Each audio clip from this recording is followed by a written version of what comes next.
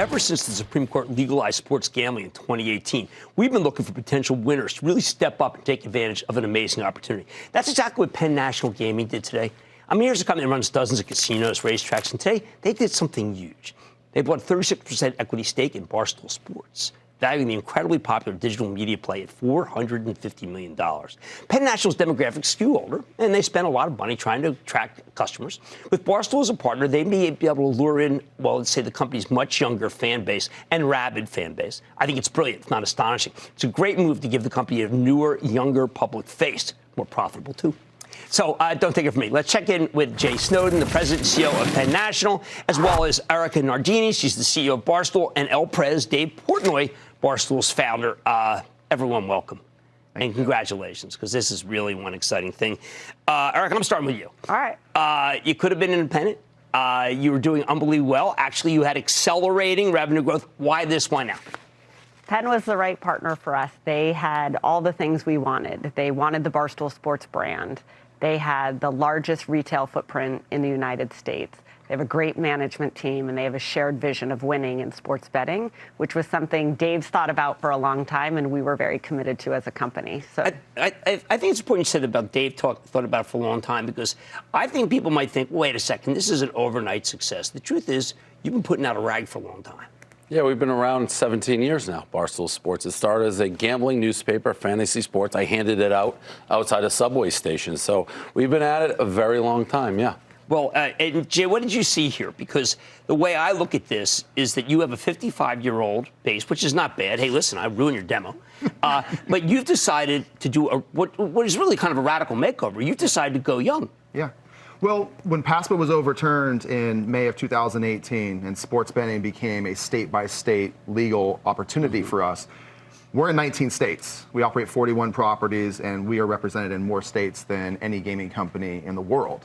And what we were missing, however, in this equation to really participate in the sports betting opportunity, we didn't have a sports brand. Right. And so we met Dave and Erika in July.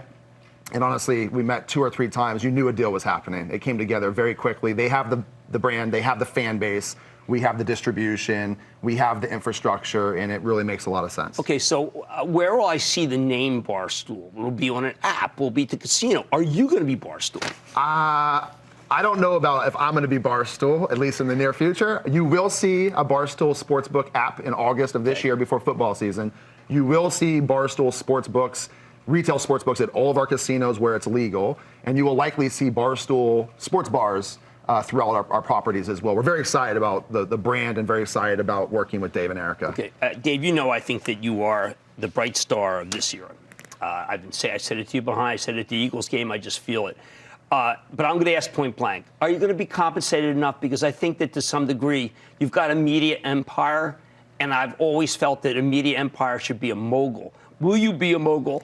Yeah, so it's twofold. A, I was compensated well, but for me, the opportunity is so big, I'm trying to get to like buy sports team type mogul. Yes. This is hopefully what's going to take us there. And I believe in it 1,000,000%. So, yeah, I think we're doing pretty well. Everybody's doing pretty well. I would just jump in real quick Sure. because when we were talking about this deal and how it could come together, I had proposed to both Dave and Erika if the consideration that was going to the two of them could be more Penn equity than cash. Yes. And guess what they said? We want the same thing. Didn't even talk to each other, didn't look at each other, looked at me and said, we want Penn equity as well. Well, that's fat. I mean, straight shooting people should be like that. I see that they also get One Bite. We'll build One Bite pizza bars, pizza One Bite restaurants. could be worth 400. But it's still maybe. And now we'll No, have... I'm not saying it's definitely. That's what I do for a living. I know this. We thing is love worth, One Bite. I think Do it's you want to worth a buy lot. it? Do I want to buy it? I'd do it in a nanosecond. You kidding me? I buy One Bite. Let's talk. Well, yeah, you may have to buy it from this guy. That's fine. I mean, but we'll be putting pizza places, hopefully, in their casinos and things. It all plays together. It's hard to separate any of it. Barstool has this huge funnel, and what makes this work is giving some place now to leverage it, to monetize them all by placing the bets, placing orders, all of it. Now, why do you come up with a $7 to $10 billion betting thing? I actually think that maybe in its infancy it would be that, but it's not everybody's DNA like it is in Dave. But if it's legal, I thought every Sunday people are trying to figure out whether to take the one or not. Yeah, look, I think we built this company on under promise, over deliver. Okay. So we're using what are probably conservative estimates. That's for 2025. That's not 2030. Okay. And then so I think there's an opportunity, especially as states legalize, because you're making a lot of bets here, like which states, when does it happen? Right. So we're guessing, but 7 to 10 billion by 2025 feels like a conservative estimate. But it was amazing. The moment you did the deal,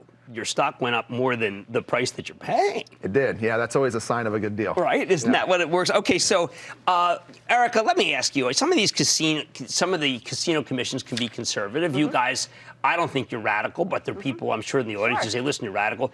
You worried at all about that some of these organizations may say, you know what, I don't know if I think Barstool's the right thing? You know, we thought about that a lot from the onset of what this partnership would look like. Jay and I spent over a week on the road meeting with every single possible regulator we could meet with. We take gaming regulations really seriously. We will implement those.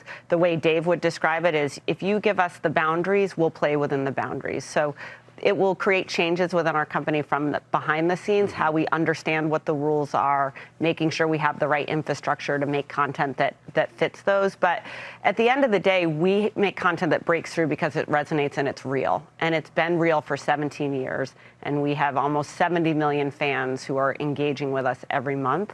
We're going to continue to satiate them, and now we're going to do it with a place we can drive them. And you're comfortable, Jay, with the idea that it's, you know, you're a conservative company, not necessarily in the way you may be conservative, but I mean, you know that these guys are different culture. No question. Yeah, we've spent a lot of time, as Erika said, and you know, Dave and I have had conversations. I feel like they understand what those guardrails are. We've talked about it. Erika's heard it firsthand from regulators with me, and we're all very comfortable. We can pull this off, and Barstool can be Barstool. It's such an amazing company, and it's so engaged with they're so engaged with their fans. It's so entertaining. They can still be all of that, but be responsible around topics like gambling. Right. So you won't be reined in, right? I still get my press, right? Yeah, I would never do a deal. It wouldn't work for anybody where I thought we couldn't be us. We're still going to be funny, irreverent, but like Erika said, there's guardrails which we totally understand, and throughout the 17-year history, we've morphed. We understand we live in different times. There's different jokes you can make. So we'll play with them, and we'll be just as funny, if not funnier, than we've ever been. Well, I don't want to be too touchy-feely with you because it destroys the chemistry. But you've dreamed of this. Yes. And you lived your dream, okay? I want people to hear it from El Prez, what it's like to live your dream. You know, it's surreal. So for those people who don't know, before I started Barstool, I flew to Vegas and tried to get involved in the casino industry. It was a passion of mine. To come full circle now and be in the position that I actually want to start out, you know, sometimes you pinch yourself, but it's also a lot of people, I'm sure, out there who may doubt us, and that drives me. So I can't wait to attack this. It's something I've dreamed about. It's the perfect, you know, mix, perfect relationship. So I'm excited to do it. I don't let myself dream too much. We're too much in the reality. All right. And, you know, especially in terms of the dream, though, you were born basically in the casino world. Yeah. Look, this is, who would have thought 3 years ago even that you'd have an amazing sports media company and platform coming together with a gaming company with 41 properties? And like, who would have thought? But the sports betting is bringing it all together. It's our nexus to really thinking about the future and to targeting a younger demographic. Well, you were 5. Your mom was a dealer. Yes, and I used to go pick up paychecks with her at the Frontier in Las Vegas and just knew I wanted to be in the business as a kid. And here we are talking about a whole different opportunity with sports betting. Well, look, I want to congratulate all you guys. I mean, it's just one exciting thing, and I hope it's the beginning. I'm glad you're staying with it. I'm glad you're being compensated. You know, I think you guys are worth a great deal, and thank you for giving them what they're worth.